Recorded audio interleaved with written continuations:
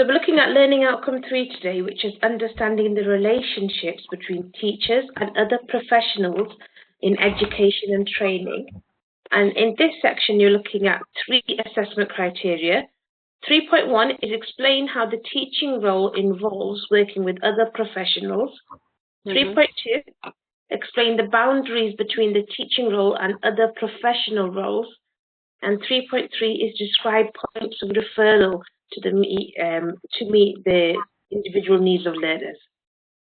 So get onto the correct PowerPoint, which is this. There. So when we're looking at our roles and responsibilities and our relationships, we just need to actually understand what our roles are, what the responsibilities and what the relationships are. So the aim of this unit is actually just here to help you to understand what your role is, what your responsibilities are, what the responsibilities of a teacher or a trainer in education is, and what the relationship there is between the different professionals and how you can sort of work together and help each other.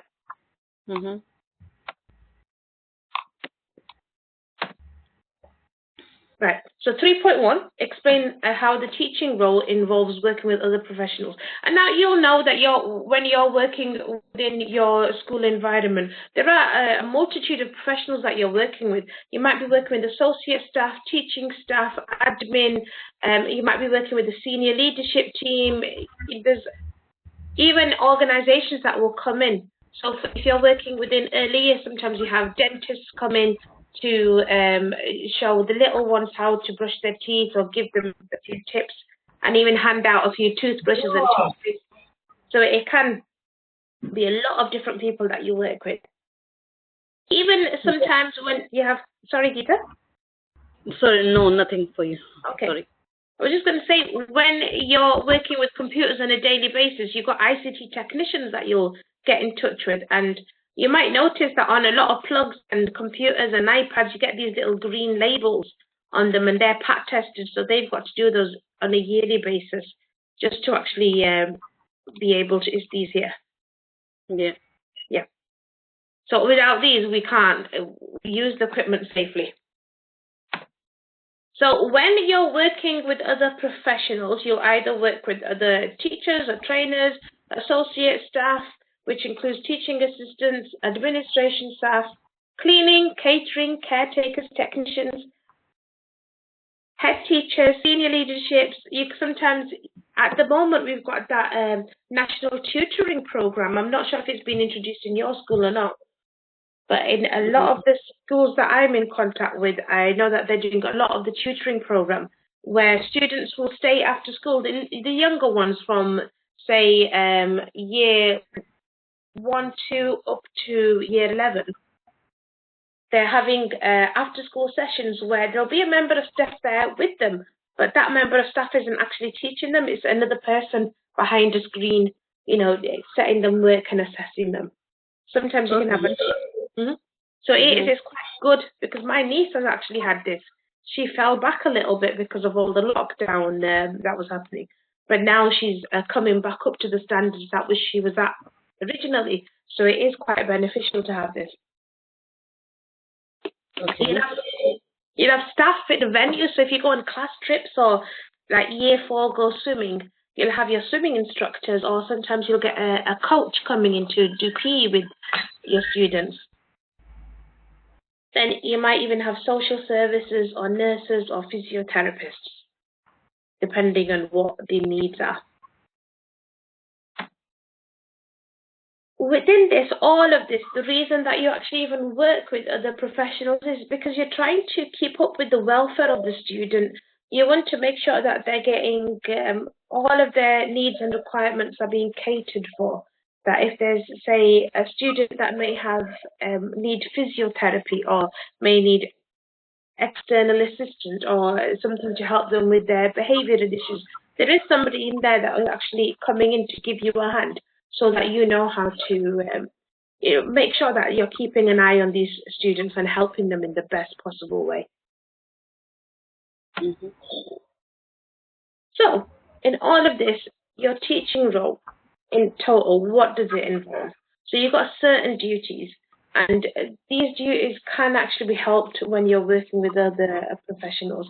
So they can help you to contribute to planning. Now, I'll actually give you a bit of a backstory. I remember my very first paid job that I was working. Completely, all I'd done is volunteer work before this. I went in as a teaching assistant, and the first job I got was doing a one-to-one with a young child who'd had a head injury. He'd been knocked over while he was on a bike. He didn't have a helmet on, so it really affected. So he had a brain injury, and it really affected his behaviour, changed his personality, and he could get quite aggressive.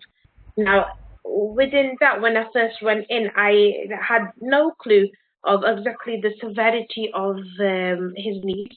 The school hadn't really disclosed everything to what they should have, which unfortunately can be the case because they want staff in and they don't want to scare people off to start off with. There was an incident where he became violent, and he was a small child, very slim built. He was in year 4 at the time, and he became a little bit violent. And then after that, we had a behavioural psychologist came in to work with me and with this young student. Now, she worked with him, over a period of time, and the best thing that I ever had was her coming in, because she came in, she gave me so many tips and techniques and little bits to look out for, so I could see what his triggers were, what was setting him off, what environment was best to avoid. And it really helped me to contribute my planning and how I handled his behaviour. So I'm a very firm believer of working with external agencies because they can really help you. Yeah.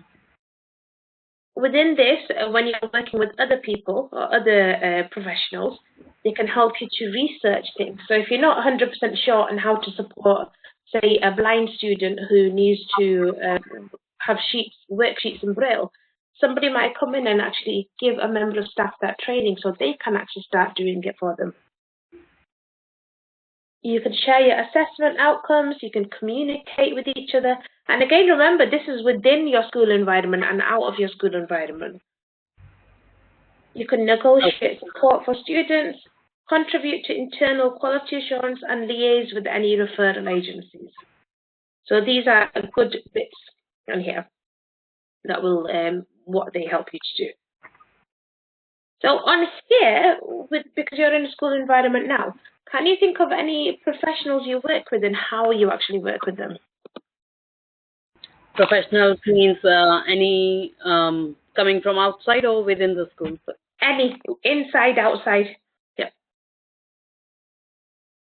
Yeah, I do remember having, I forgot her name, I think it's JB, and she came for like giving us training for phonics in the school. So to all the staff members and, using articulations while teaching. Yeah. So we went through with the training for that. Apart from, we have many trainings from senior leadership team, which we went through. So that's good because then you got that experience of, was it for Read Write Ink? Is that the system that you've implemented in your school? For phonics? Yeah, because it's become quite popular now, hasn't it? With all these different systems that are in place, yeah. So that's good. Because then you've got that training, so you're passing on your knowledge in a correct way to your students, and you're getting all that extra training from your leadership team, wherever they see that it needs doing. So even generalized things like safeguarding, which we have to go through every few years, you keep up to date. So do you have any questions for 3.1? Just as we are saying, teaching role when all working with other professionals. So I can write as many as we have gone through, isn't it? Yes. While considering the welfare of the children, of course.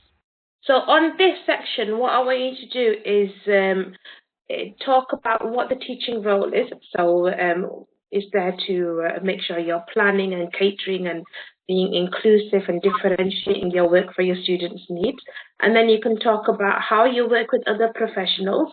So you can talk about this is what you do on this little section here.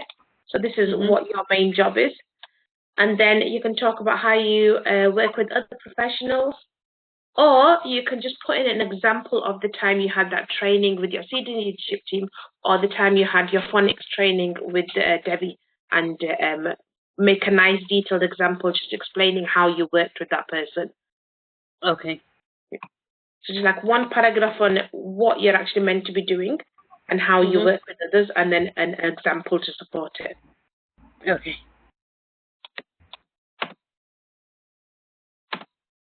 So 3.2, explain the boundaries between the teaching role and other professional roles. So we know that we do have boundaries within our work. Now, the boundaries that I had when I was working in a primary school, and then I've worked with the children and I've worked with their parents where I've run specialized courses to assist those parents where I've created everything from scratch. Now, the boundaries that I had there are completely different to what I've got here. Now, in those situations, I would never make a phone call to my learners because there's young students. If we had a parents' meeting, it would be slightly different where we do face-to-face or we go over Zoom. So I never have, depending on your role, it really depends on how your boundaries change. Now I'm in contact, emailing, WhatsApping, texting, making phone calls. So really, again, it depends on where you work and what your position is. So within the basic, I've just done a generalized boundaries on here. So for a teacher, contacting your student, depending on which setting you're in. So for example, if I want to get in touch with you, I could give you one phone call, but I'm not going to keep on calling you consistently over time and harassing you and saying, Geeta, come get in touch with me. Like last week, I think it was Monday or Tuesday, I made a couple of phone calls to my students, the ones that I needed to get in touch with. And there were a few that I couldn't get in touch with. Now, on a normal basis, if I was working in a primary school, I wouldn't be able to pass my number on and say, hey, give me a call on my mobile and we'll speak when you're free. But with this case, because I'm working with adults, I just left a message and saying, I'm trying to get in touch with you regarding this. I'm looking to restructure my lessons.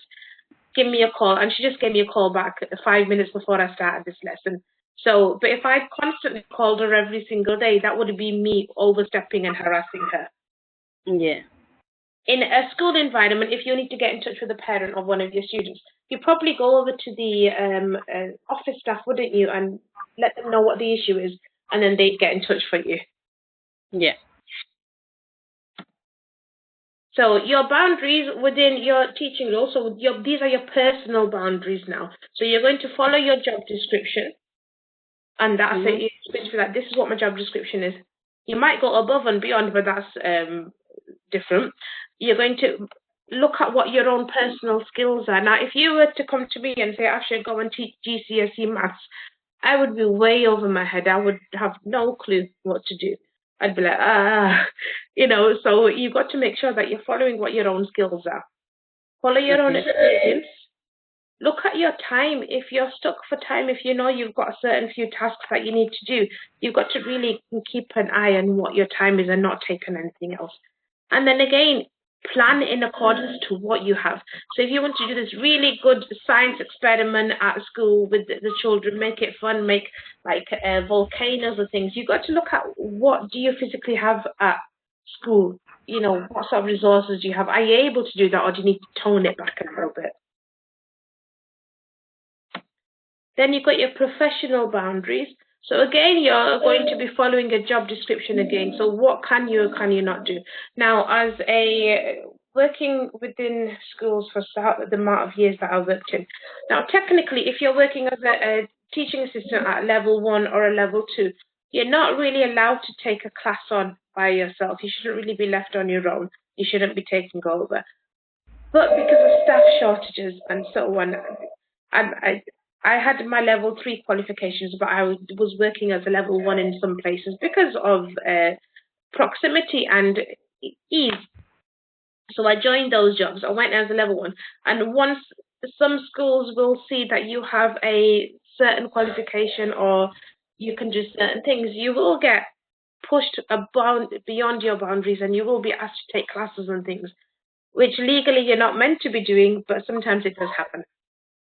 So you might have found yourself in situations where you're probably going above and beyond what your physical role is actually meant to be. Okay. So you've got your team roles and responsibilities. So what is your role? What is your responsibility? What is my role? What is my responsibility? And we're delegating our tasks in that way. So I'm not doing your job, you're not doing my job. We help each other, that's different. But if you're taking over all of my duties and I'm just sitting back and not doing anything, then that's not fair on you. You've got to look at your management structures as well. So sometimes you will be asked to do things that are slightly above what is normal for you, or you might be asked to do something different, but you've got to see what your management structure is and what they actually require you to do. And lines of communication, this is an important one, I think, where you're communicating with each other and you're making sure that you actually know what's going on. Now, some staff work full-time, some work part-time, some will be able to attend the twilight meetings that you have after school. Some go home because they've got childcare or they only work a few hours a day. Now, for a person that's working part-time, sometimes what will happen is that they're missing out on a lot of important information because they're not getting it reiterated to them. Maybe it's not being emailed to them about the minutes of the meeting or what actually happened, and they're scrambling trying to get information. So it's very important that you have clear lines of communication, even if it's just a small post-it stuck into their tray and saying, these are the points we went over, talk to me when you're free, and that's it. So do you have any questions regarding this little section? Can I ask one thing? You know, when you just talk about professional boundaries there, yes, like team roles and management structure. Well, team role is something like we should be working together, isn't it? But where does boundaries come there? Like, you know. If the boundaries comes within, so if you've got your team role and you know that you're doing certain things, but if you're overstepping or if you're asked to do something that's not within, so sometimes within team roles, what will happen is you'll all be given a certain task, but then, or certain jobs that you're all meant to be doing. So, for example, if it's at the end of the year in September, in July, and you're getting in touch with a new intake for September, say the nursery children that are coming in.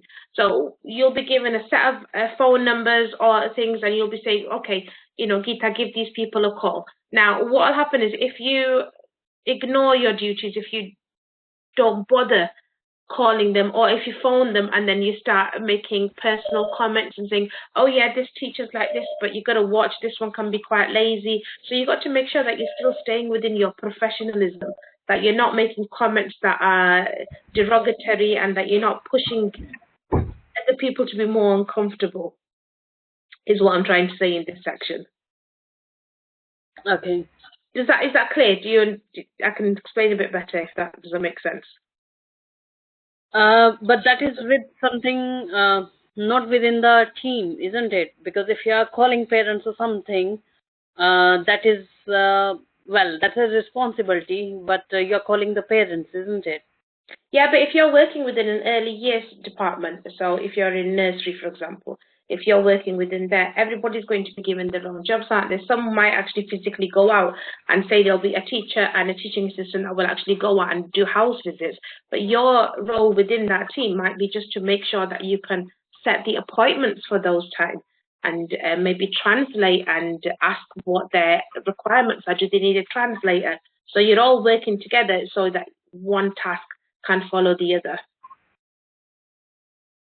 Okay. And what about in management structures? Now, management structures, now this really works in a different way. So with management structures, sometimes you'll have teachers that are within the senior leadership team. And like within a classroom environment that I had, my year one teacher when I was working as a TA, she was actually the overall senior leadership team member of Key Stage 1. Now, so she kept an eye on year one, year two, and so on with those. Now, she would be in the class at some time, so she'd have a couple of hours in the morning within the classroom environment, and then she'd be off in the afternoons to do things. Now, what will happen is within the management structures, if the management is actually working as a teacher as well, this will impact on how you work within your own role, within your own classroom environment. Because in the times that she's absent, she might be delegating her tasks. They might be giving you different sort of ideas and saying, right, Asha or Geeta or, Karen or Lindsay, whatever it is, you guys need to do this, that, and the other. So you're sort of picking up a little bit of slack and you've got your own duties.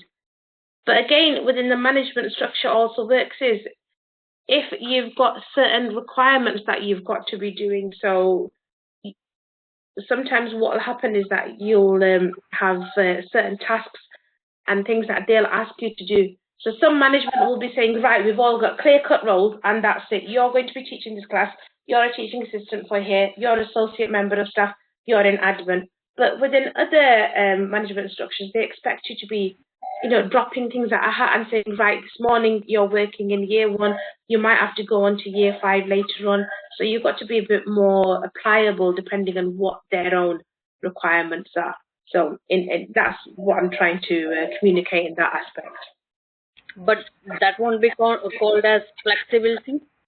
It will be flexibility, yeah. Positive?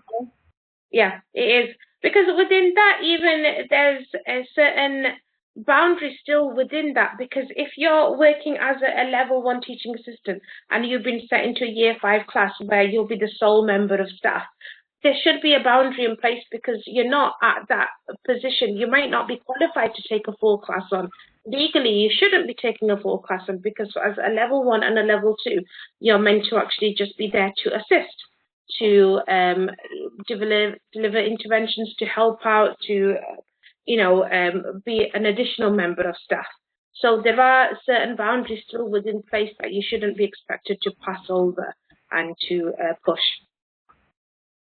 And again, it will still be carrying on with how you're behaving when you're in class as well. So you might go in and you're comfortable and say, right, yeah, I'm comfortable, I can take this class and so on. But if you're going in there and you're ignoring students or you're telling them to shut up or to be quiet and sit down and you're pushing beyond the norms, then that is the boundary you need to be looking at as well.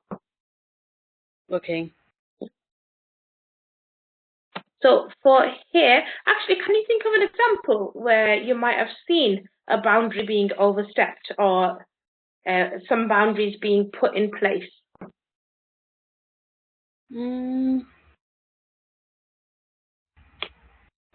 Well, recently I can say the teacher I work with,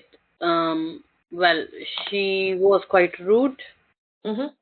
The way of talking, not only with me, with the children, I can say, but with me, yes, she told me something on my face, which she shouldn't have. Yeah. So, in terms of that, then of course that comes, we work as a team, but still we have our boundaries that we should not cross. So, I went to SLT team and talked about it. Good, yeah. Because there's certain comments like when you're at work, there should be a certain level of professionalism. I always say you don't have to get on with each other. You don't have to like each other. But when you're in the work environment, you should be respectful of each other and not make silly, derogatory remarks that will upset another person. There's no need for it. And you did the right thing by going in. Now, I remember there was a time where I worked one-to-one with a young child, and we had and with this child, I was outside at lunchtimes with him. Now, within this, we had a lunch lady who was very friendly with the child's mother. So anything that she saw him do. Now, children, at school, sometimes they can act up, sometimes they can be silly. They're different at home, they're different at school. And not everything needs to be passed on to the parents. Now, every single thing that she saw him do, if he'd run off away from me or he'd do a bit of hiding, and he liked to tease me where he'd hid for a bit, but then he'd come back always. So anything he did, she would go and pass it on to his mum, even if it's the smallest thing. And then he came to me one day and said, I keep getting told off because my mum knows that I did this, that, and the other. And I just ended up having, a few weeks later, a conversation with that the lunch lady, I didn't know that it was her was passing information. And she said, oh, yeah, I know his mum, and I told her this, and I told her that, and it was completely out of line, because she shouldn't be telling silly little things. Parents do need to know information, but they don't need to know every tiny little thing, because even if it's the best behaved child in school, you know there'll be a time where they might be a little bit cheeky, or they might talk back a little bit, or they might refuse to do their work. But it has an adverse effect depending on what the family is like. You've got different cultures, different perspectives. Sometimes parents might take things a little bit too far, depending on what their own culture is. Sometimes they might not be too bothered. But in this instance, it was really affecting his home life. So I had to say to her, I'm like, you can't be passing on everything. It doesn't matter if you're friends or not. And then you need to keep some things quiet. But she still carried it on. So in the end, it was something that carried on over months and months. And then in the end, I just had to go to, like you did, I had to go to the senior leadership team and make a complaint. This is what's happening. I've spoken to her directly, and she's still refusing to do it, and it's affecting this child. So that in that place, she was overstepping her boundaries. She was doing something that she was not within her job role. She was there to supervise the children, and I was there to keep an eye on this young child one-to-one. So if there's any issue, I was dealing with it, and I could have continued dealing with it, but she was putting a lot of pressure on. So, yeah. So on 3.2, this is quite a simple one to explain.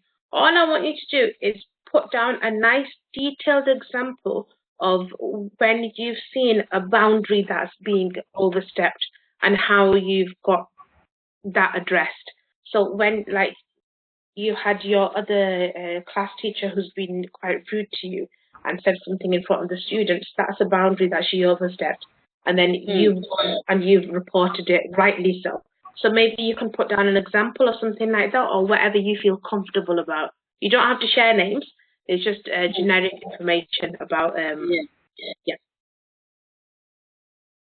So are you okay with this section now? Okay, yeah. So just with a detailed example should be enough for the whole answer? Yes, yes. Because then you're just explaining that you know what boundaries are, and then you're giving about how you saw it, what happened, and how you're dealing with it. Okay. I mean, too many times I've seen boundaries being overstepped by staff members where they'll think it's okay to tell a student to shut up. And if you've got a student in year 5 and you're telling them to shut up consistently, number one, I would never use that word with any of my students, or adults, regardless. And I remember a child coming up to me about 2 years ago, and they were telling each other to shut up, these 2 year 5 students. They were being quite rude to each other. And I said, that's a horrible word to use. You shouldn't be using it. And they said, why shouldn't we use it? Our class teacher, Miss blah, blah, says this all the time. And I had no answer for them. I couldn't say anything, because it was, they learned from the behavior that they've seen consistently through their year. So it does make a big effect. So on to 3.3, describe the points of referral to meet the individual needs of learners. So when we have lots of learners, you and I know, we know that there's a wide selection of learners with different needs, different requirements. Some will have learning abilities that they need. Some will have physical requirements. And I've seen now as well, when we're in a classroom environment, sometimes what will happen is you're so focused on your students that have additional requirements that need to be pushed up, give them interventions. Sometimes you end up ignoring or passing over the children that are quite capable, and you sort of set them to a task and they've done it in 5 minutes and they're just sitting there doing nothing because they've already completed it and they've done everything correct. So you've got to really try and juggle and try and make sure that you're meeting the needs of everyone. So for this, in this part here, I'm really more focused on the children or the adults that might need a little bit of an extra help. So with this, you need to identify what their needs are. So there's this identification can happen at any time. Now, when you started this course, you would have filled out a few questionnaires, like a learning style one, so that we can look at it, we can see how you learn best. Right at the beginning, you filled out a SWOT analysis for me, where it gives you a nice idea of what your strengths are, what your weaknesses are, and what you're aiming to do. So that was a way for me and for the other tutors to identify what sort of course you're wanting to go down.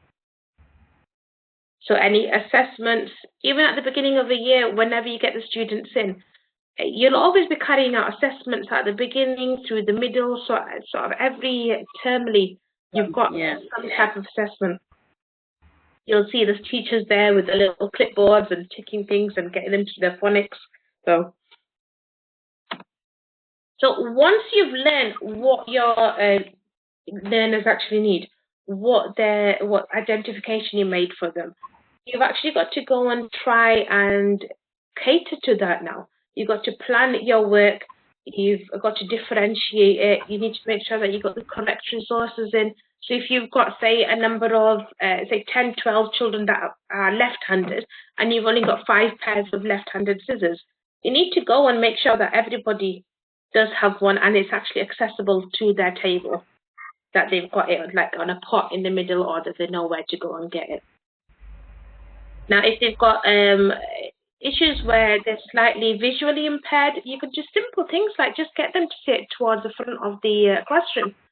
So these are things that you'll do on a basic level yourself. But with some learners, you might need to refer them to a specialist or an agency, or sometimes you'll notice that a child might have learning requirements, or you'll see that this child looks like they've got traits of autism. So you want to put in a referral to try and get them assessed, so that you can get additional help come in and funding in, so you can get a one-to-one tutor or a teacher to come and help them. And again, like Anna Gravels, now Anna Gravels, you'll see her quite a lot. It's she's written a book about teaching and learning. And she says, refer your learner to an appropriate specialist or agency if you can't deal with their needs. Okay.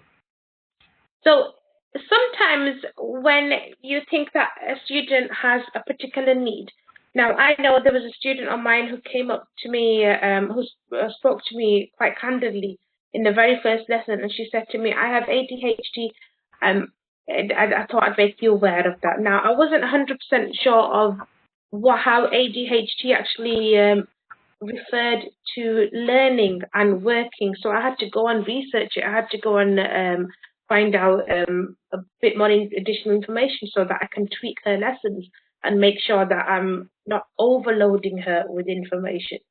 Because I know it's not the same for everybody that has ADHD, but some learners that have ADHD find it difficult to start a task or get focused on something. Or if they get information overload, it's like, no, I can't do it. So I had to do a bit of research. So even within that, what I felt that it was within my scope of teaching. But again, there's probably something that I could get professional help with and say, okay, can I get some techniques and tips on how I can support the student? So there is things. So as Gravel says again, it's best to seek advice or refer your learners to someone who can help, somebody that's got a lot more experience. Now, what you'll find is that whenever you're in a school environment, you'll have a lot of teaching assistants that are hired as, especially nowadays, everybody is hired as a specialist one-to-one TA, even if they're working in, within Manchester this is happening, I'm not sure within any other cities, but even if they're doing a generalised classroom where they're being the class TA, they're still hired as a SEN TA. Now, a lot of professionals are trained and a lot of them are not. Like when I went into my very first SEN role, I was not trained into any of those. I had generalized classroom training and that was it, but I never worked one-to-one. So you will get situations where staff members might not be trained to do the job that they're actually doing, or they could get better training. Yeah. So when you have those type of things, obviously you might want to get additional training. I remember there was a young student who was blind that was starting from nursery. So what they did was they got a TA that was currently working with us at that time, and she applied for the job and to get this separate position, and she learned how to read Braille, and she taught him how to read Braille. So she spent by the time, so the nursery time where he was just doing a lot of playing, by the time he was in reception where she could teach him the basics, she'd already learned it. She's had a year's worth of training with an additional specialist that had come in. So that was a referral that had been made, and the specialist had been brought into school to actually come and assist her and give her lessons. And it was a lot of hard work that she had to do and a lot of additional hours outside of school that she had to do, but it was fantastic that with the training she got this new skill. So when you've identified what your students need, you need to actually follow your organizations, your school systems and procedures. So there's a lot of different things that you can do. Now, you can contact the administration team and they'll probably be able to put you in touch. Or more or less what we would do is speak to the senior leadership team and say, this is the issue, and I think that we need an external agency or a point of referral. And then they'll start the steps and do it. With these referrals, you'll probably end up getting additional learning support. You might, if you're in a college or a sixth form or adult education, you might end up getting student services where you're getting additional help that way. Sometimes, like what I did was when I had the student tell me that she had particular learning needs, you might go onto websites and do a bit of search, or you might even ask your colleagues and say, get peer help and say, right, I've got this issue. What do you think I can do? Do you have any tips for me?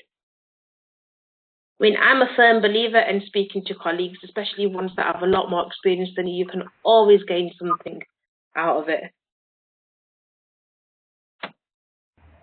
Then external agencies that you can have referrals to, so you can get specialist support like speech therapy, physiotherapy, behavior psychologists, like I told you, the lady that came in that gave me a lot of help. You've got government agencies. Sometimes you might need to work with social services if there's an issue that you might have noticed, or issue of neglect, or a disclosure might have been made to you. You might need to work with NHS, so you might have community nurses coming in. So if there's a child, for example, that has physiotherapy to strengthen his muscles, he might go into appointments to go and do that, but then that physiotherapist can come into school and give you tips on how to continue the same exercises. And then you probably know all these sites as well. So, you know, Twinkle, TES, BBC, all of these where we get our extra resources off, or any activity ideas and so on with them. Yeah. And then you've got your employers as well, so your local council. So if you're in a council or a state school, then you've got your local council. But if you're working for a private organization, you might be the business that owns your organization. Like we've got some of the schools around me are owned by cooperative, some are owned by star academies, but mainly they're state schools where they're just owned by and run by Manchester City Council. So have you got any thing you want to go over for 3.3? So in 3.3, basically, that's the main thing, that we identify the needs of the children, or then second step is like how we want to overcome them. Yes? Yes. We can seek help from the colleagues, we can search for the tips or any help we can get ourselves.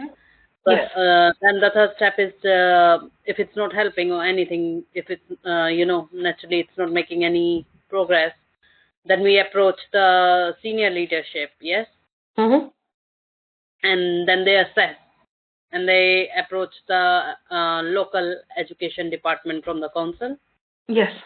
Where the specialists come and assess the child.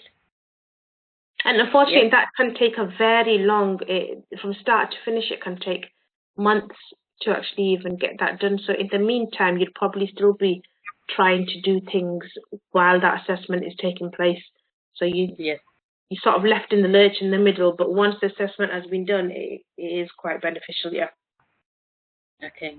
So once And they step in, then of course we get specialist help yeah, coming up to school. yes. Okay. Now, the best referrals are made in the most timely referrals are actually made in nurseries and preschools because which is I like the system that there are preschools that are available from 2A children from 2A plus, because by the time they get into mainstream school, they're not wasting in effect certain amount of years. Now, I knew a little boy, a family friend who is autistic. He's an adult now, but his nursery, the one that he went to, the preschool, they were fantastic. Before he even stepped foot into a mainstream school, his referral had been made. He'd got assistance. He'd got financial um, secured so that he could go to a specialist school. So he didn't have that time where you have that disruption where a child goes to one school, they get used to it, but then they see that they can't meet the child's needs, and then they end up referring them to a specialist school. So it's always fantastic if you can get things pinpointed as early as possible. Yes. So, question for you: can you think of a time where a referral has had to be made, if it's small or large, regardless? Yes. A child in my class was having quite a lot of behavior issues.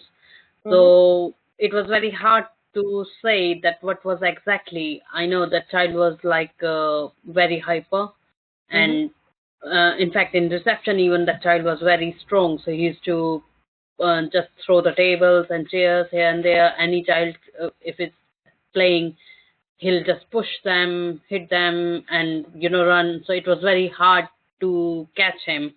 So then what the school did at reception time, they just took the child only for the half day. So at lunchtime we used to send the child back home and having one-to-one TA with the child. So because the behavior issues were very much to a level where he was pushing the teacher and hitting them and kicking them as well. So then the school decided that we can't keep the child in our school. Yeah. But by the time everything was going through the council and everything, so the year one started. And in year one, when he came in my class, the teacher I was having, she was very tactful. And she managed that child so brilliantly that the child started listening, started reacting. And it was like, teacher did kind of supported the child kind of one-to-one. But she did not ignore the other class as well. But she managed that child so well that, everything was start coming on place. That child was learning very well. He was listening to the teacher. Whereas in between the day, there were days that he was not happy or something was happening. But he used to listen to the teacher only then, anything. But that year one went quite smoothly. I can say first 2 months were a little bit upsetting and all that. But after that, he was very well settled. But again, the time came that in year two when he moved, then again things start becoming a little bit worse. So, but that child says, sorry? I was going to say it's probably because he built a really good rapport and relationship with that teacher, and then he's gone into year two and everything's different again. He's not got the same staff, so it can be quite unsettling, But it's wonderful to see that. It's wonderful to see that how a member of staff, how one person can make such a big difference. It really pinpoints and how your own behaviours will reflect on the children as well. Yes. But of course, there was some statement as well, which I'm not aware of, because as again in communication, they don't declare each and everything to us. No, But yes, there was some, school was planning that we can't keep that child because he was hitting and, the behavior was really worse.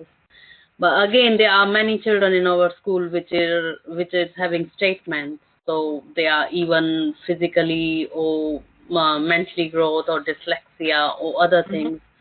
So we have got specialists coming for speech and language for many children from the council, which are helping them on, on regular basis. So they are giving the points or guiding the TAs how to support them, what they need to do, and what they need to be recording, or anything happen, what they need to do.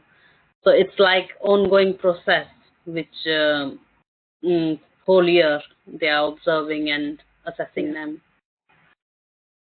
That's good. That is fantastic. Now, for 3.3, have we discussed how we want you to answer this? Nope. No, I'm thinking.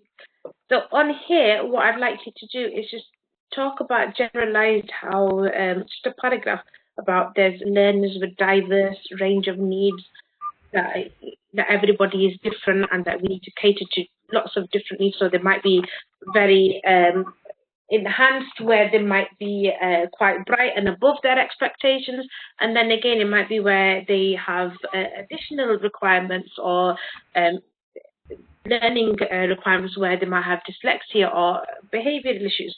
So talk about a paragraph, a nice deep paragraph about that, and then put down an example. So a lot of these you'll notice can be answered with examples because you're in the work environment and we want to see that you understand what we're talking about. So examples are a great way to do it. So just talk about how a statement of needs has been made for this child, how it's in the process and in between what your class teachers have done and what you have done to support him. Okay. And that's it for that. Okay. So in total, we've looked at the teaching role and how it involves working with other professionals. We looked at what the boundaries are between the teaching role and the other professionals.